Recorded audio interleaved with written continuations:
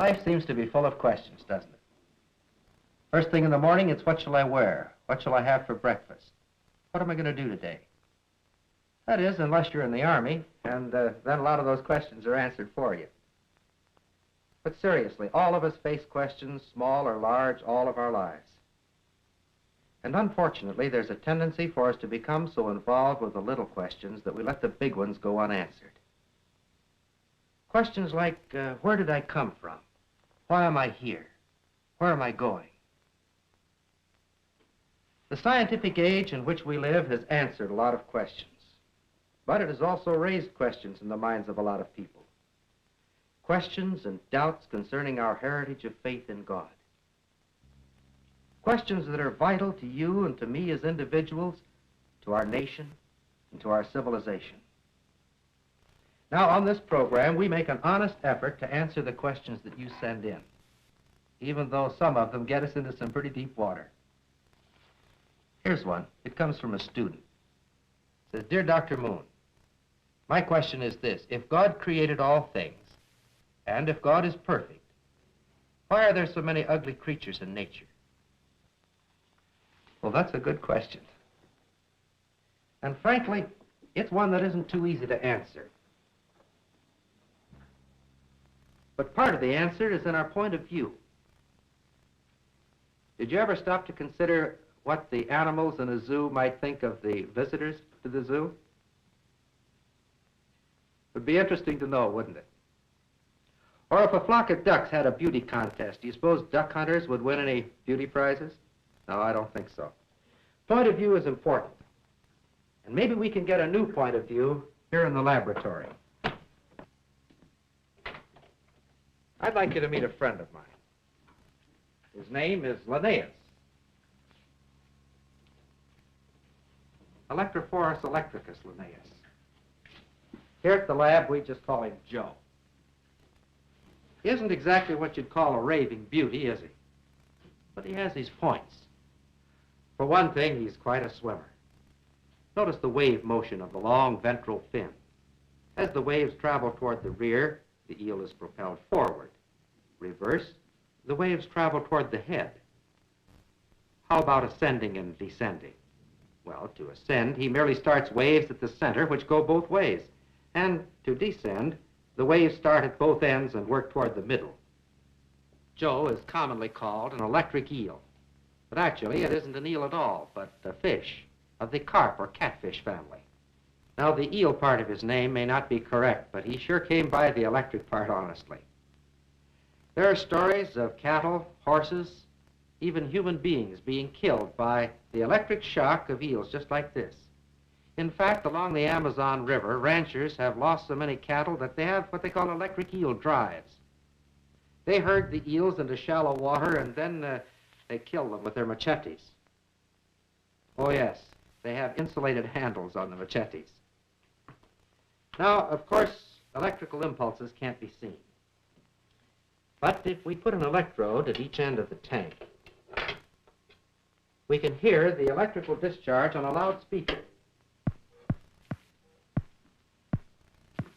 Now, those gentle pulses are part of the eel's radar system. In some mysterious way, he uses them to locate his food. Now, so far as we know, all adult electric eels are blind.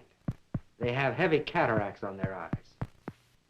Now, eels feed on small fish, and if it weren't for this radar system, they'd starve to death. Now, when an eel locates a fish or when he is disturbed, he puts out what we call the double whammy. This is a terrific shock that stuns anything in the water nearby. The only way you can describe Joe's table manners is to say that they're downright shocking.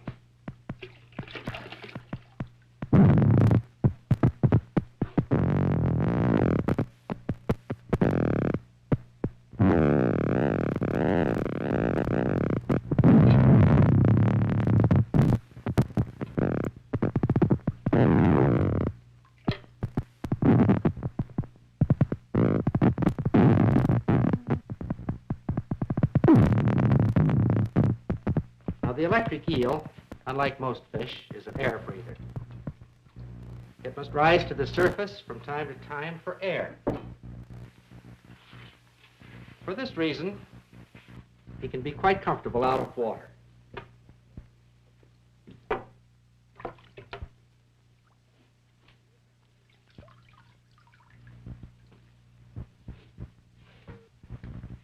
Now, the vital organs of the electric eel are all in the front 10 inches of his body.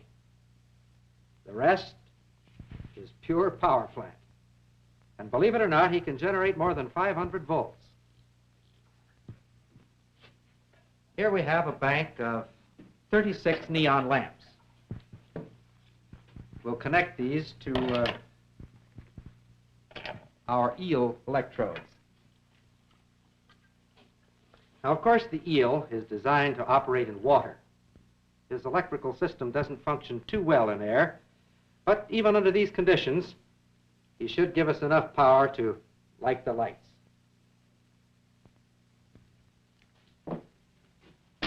For some reason, people seem to find it difficult to believe that a fish could put out any considerable amount of power.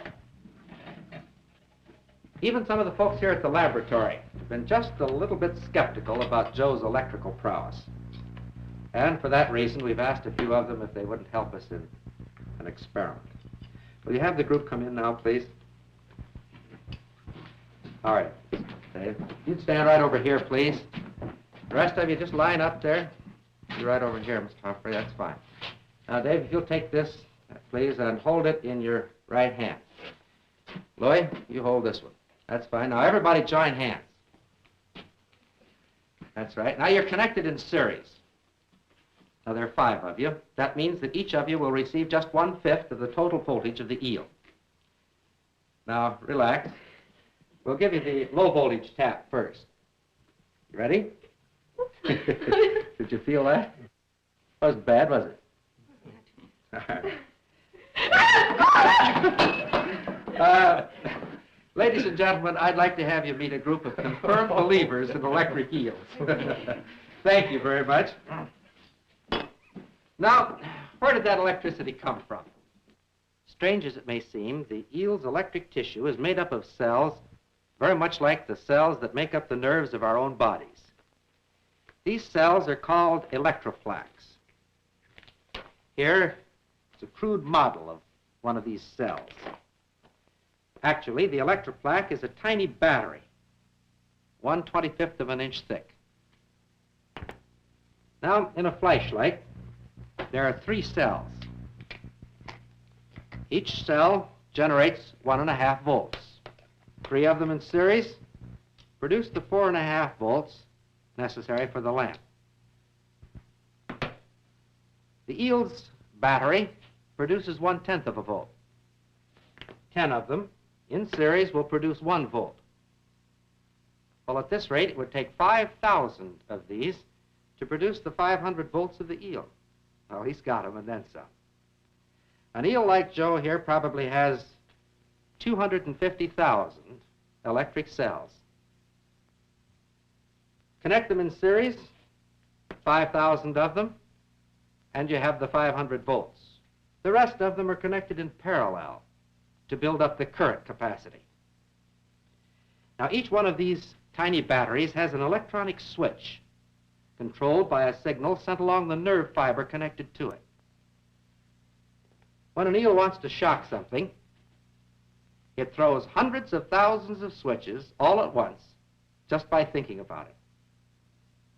But what to me is even more amazing is that when Joe's battery is run down, he can recharge them, all of them, in just 1,000th of a second. That's quite a power plant, isn't it? The eel's electrical system is composed of 3 main parts. The first is called the large electric organ. This is the source of the eel's main voltage. Now, the function of this organ, called the organ of Hunter, is still somewhat of a mystery, although scientists believe that in some way it works with the large organ in producing the double whammy. This organ, called the bundle of socks, is to me the most wonderful. It has been definitely identified as the source of those mysterious radar pulses. In other words, this is the power plant for the eel's radar transmitter. Now, of course, a radar system must have a receiver also. Do you notice those pits located in rows along the front part of the eel? The other night, I was in New York City talking with Dr. Christopher Coates, director of the New York Zoological Society. Dr. Coates is the world's foremost authority on electric eels. He performed an experiment recently that seems to indicate that those pits are a definite part of the eel's radar receiving system. Now, if Joe is willing to cooperate, we can perform a similar experiment here. The problem is to render Joe's radar system temporarily inoperative. Now, if we paint these pits with an insulating liquid, and if these pits have anything to do with the radar apparatus, Joe will find it very difficult to locate a fish. Oh, he won't go hungry. This is a liquid that will wash off very rapidly.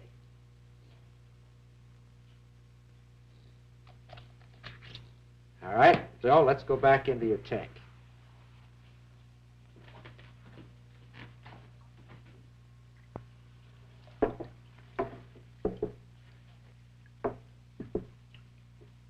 That's right. Come on out now, like a good fellow.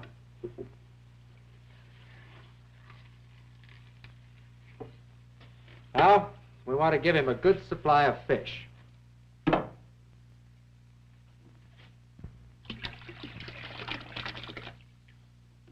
All right, Joe is surrounded by his favorite delicacy, baby trout. But for the next few moments at least, those fish are just as safe as if there weren't an electric eel within 1,000 miles. You see, Joe's radar is on the blink. Oh, his transmitter's working all right.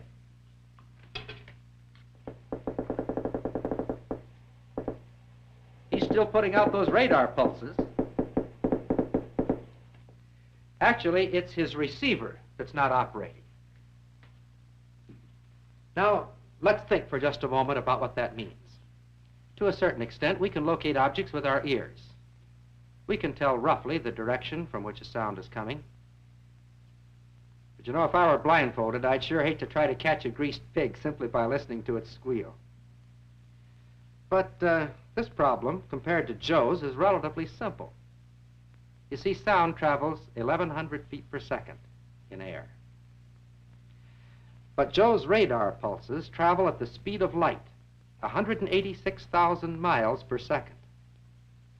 This means that an electric eel's radar system must be able to interpret time difference that is less than 1/1000th of a second. This is so amazing as to be almost beyond belief. Well, Joe, you're quite a fellow. You may not win any beauty contests, but you've given us a lot to think about. And I hope a new point of view. You know, I'm not certain that we've gotten to the bottom of that first question yet. I think there's something more important than Joe's good looks involved. Let's go back and look at that question again. Maybe we overlooked the important part. If God created all things, and if God is perfect, why are there so many ugly creatures in nature? If God created all things. You know, that's a question in itself. Sometimes you can best answer a question by asking one, so let's put it this way. If God didn't create all things. If God didn't create all things, where did Joe get his radar? Where did the electric eel get those hundreds of thousands of tiny batteries with their electronic switches and all the nerve fibers that are connecting them? In fact, where did electricity come from? Or life itself? So far as I know, the only answer is in the first 10 words of this book. In the beginning, God created the heaven and the earth. In the beginning, God. You know, if you have trouble explaining the world around us, starting with God as a creator, just try explaining the world without God. If we go far enough seeking the answer to any question, eventually we'll reach the place where God is the only answer. Now, here's another question. Dear sir, it seems to me that the Christian faith is unscientific. The scientific method demands that we approach a subject without bias or preconceived ideas. But Christianity begins with the demand that we believe in a God we have never seen. How do you reconcile these facts? Now, in problems of this kind, there's a real danger in oversimplification, both in asking the question and in answering it. Some time ago, a gentleman came up to me and said, Mr. Moon, I'd like to ask you a question. Do you believe there is a God? I said, yes, I do. Then, with the air of one who had settled all the problems of the universe, he said, show him to me. Well, I said, I'd like to ask you a question. Do you believe that you have brains? He said, why, yes. And then, borrowing his same gesture, I said, show him to me. Well, now, probably we were both guilty of oversimplification. You know, somehow I can't help but feel that there's more evidence in the world that there's a God than there is that that fellow has brains. Back to the letter. Maybe we have some oversimplification in the question. It speaks of the scientific method. Now, it's not easy to describe the scientific method in a single sentence. Whole volumes have been written on the subject. Here's one, it's called The Principles of Science, described as a treatise on logic and the scientific method. There are chapters on deductive reasoning, disjunctive proposition, indirect method of inference, induction, combinations, permutations, theory of probability, philosophy of inductive inference, units, standards of measurement. To say the least, the scientific method is quite complicated. I suppose we could describe it roughly by saying that first we approach the facts without bias, without prejudice. As a second step, we develop a theory that seems adequate to explain those facts. And then, the third step, we examine the theory. We test it in the light of knowledge that's been established in other realms of scientific investigation. You know, on the surface, it would seem that there's just no room for faith or belief in the scientific method. Perhaps this is the reason why some are so loud in their demands that we give up our faith in God as unscientific. But you know, I'm not at all sure that faith is unscientific. If a mathematician were to start without a pretty good bias in favor of the general idea that 2 times 2 equals 4, he wouldn't get very far, would he? Or if a physicist or a chemist didn't have faith in natural law, his accomplishments would be quite meager. Recently, I spent several months over in the Middle East. During the time I was there, I made 2 trips down into Egypt. Both occasions, I visited the Great Pyramids of Giza. Now, I didn't happen to meet the gentleman who built those pyramids. I understand they haven't been around for several thousand years. But the fact that I hadn't seen them did not cause me to develop the theory that they didn't exist, that the pyramids just happened, that those great blocks of stone all just happened to be the right size and the right shape, that they arranged themselves in that form purely by accident. If I developed such a theory, you wouldn't think I was very scientific, would you? No, I'm not certain at all that faith is unscientific. If we take an object that we say is heavier than air and drop it, it falls to the floor. We don't argue about it. We say that's the law of gravity. This book now tells us that faith is the law of man's relationship to God. Well, you say, but you can test that with the book. I dare you to test this.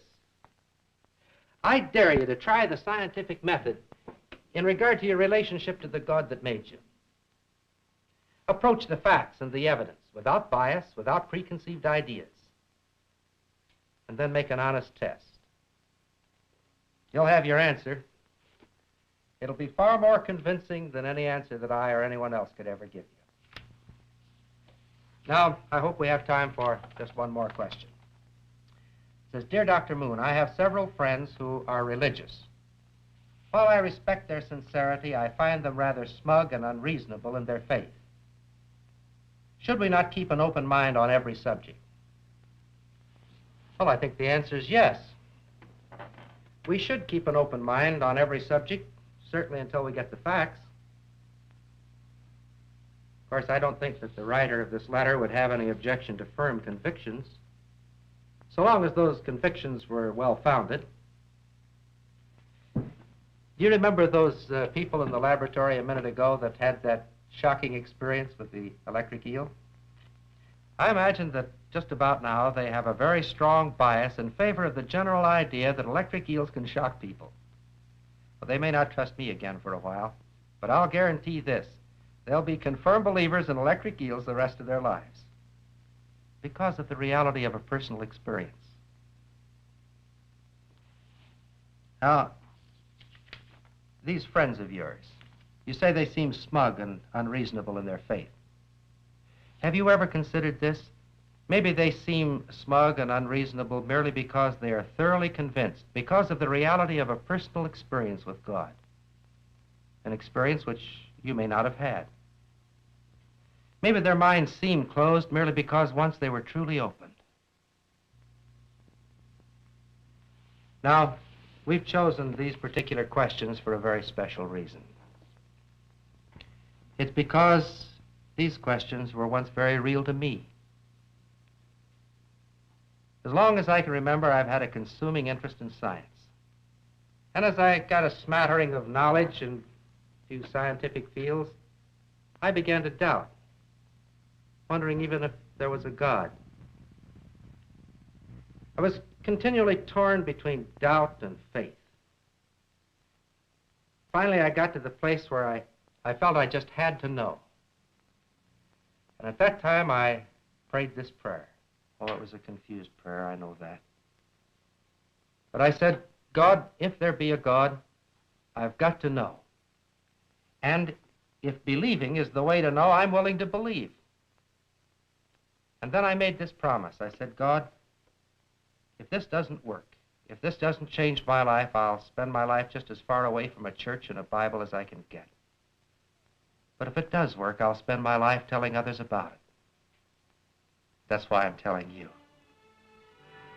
It's because he that believeth on the Son hath everlasting life.